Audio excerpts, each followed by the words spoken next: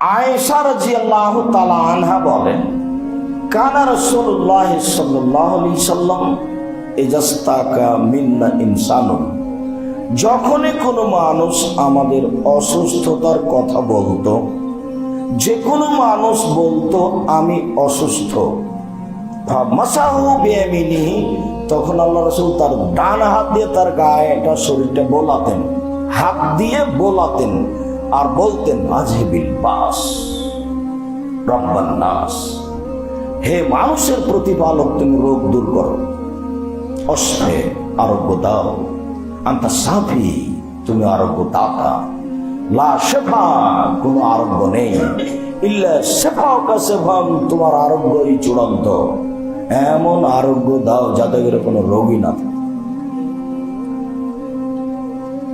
আজহিবিল বাস রব্বান নাস, মানুষের প্রতিপালক, হে মানুষের প্রতিপালক তুমি রোগকে দূর করো, তুমি আরোগ্য দাও, তুমি আরোগ্য দাও, তুমি তো আরোগ্য দাতা, তুমি ছাড়া তোকে আরোগ্য দিতে পারে না, তোমার আরোগ্যই তো আরোগ্য মূলত।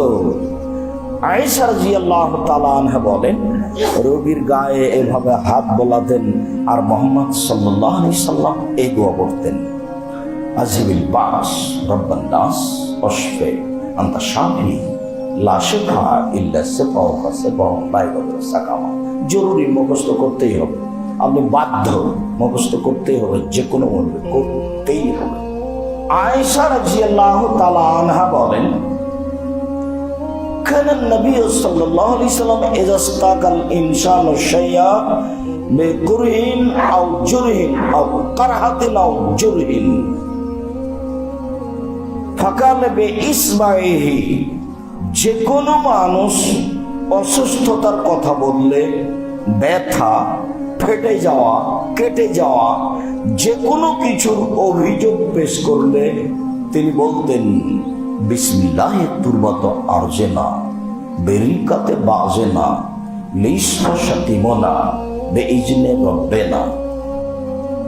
বিসমিল্লাহি তুরবাত আরজেনা, আমাদের জমির নামে, আমাদের মাটির মাধ্যমে, আল্লাহর নামে, বিসমিল্লাহি তুরবাত আরজেনা বেরিকাতে বাজেনা, আমাদের কারো থুথুর মাধ্যমে, লেইসফা সাকিমনা, আমাদের অসুস্থ ব্যক্তিকে আরোগ্য দেওয়া হোক, বেইজনে রব্বেনা, এই আরোগ্য দেওয়া হোক আমাদের প্রতিপালকের অনুমতিতে, আমাদের প্রতিপালকের অনুমতিতে, আমাদের কারো মুখের থুথুর মাধ্যমে, আমাদের জমির মাটির মাধ্যমে, আল্লাহর নামে, আল্লাহর অনুমতিতে আমাদের অসুস্থ ব্যক্তিকে আরোগ্য দেওয়া হোক। এ কথা বলতেন আর হাত দিয়ে শরীরটা বোলাতেন, এ কথা বলতেন আর হাত দিয়ে শরীরটা বোলাতেন।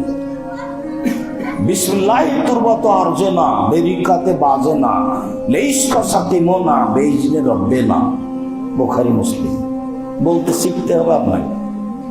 দিন রাত মানুষের বাড়িতে যাচ্ছেন, মেডিকেল হাসপাতালে যাচ্ছেন, কেউ কিছু বোঝে না এমনিতেই, অথচ ভারী কিছু নয়।